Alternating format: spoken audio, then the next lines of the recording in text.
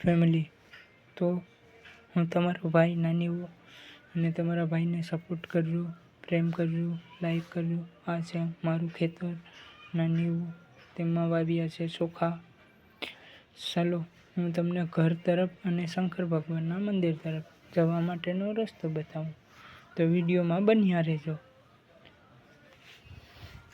તો આ છે કાકા બાપાની વાડીઓ અને અહીંયા છે હવે સિંડુ. અહીંથી જવાનું શંકર ભગવાનના મંદિર તરફ જવા માટેનો રસ્તો છે. આપણે થોડાક આગળ આવી ગયા છે.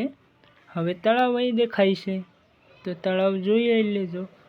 જેને જોયું હોય એ કોમેન્ટ કરજો. તો આ છે આપણું તળાવ, મહાદેવનો કંઠ કહેવામાં આવતો. તો ચાલો હવે આપણે તમને મહાદેવના પણ દર્શન કરાવી દઈએ.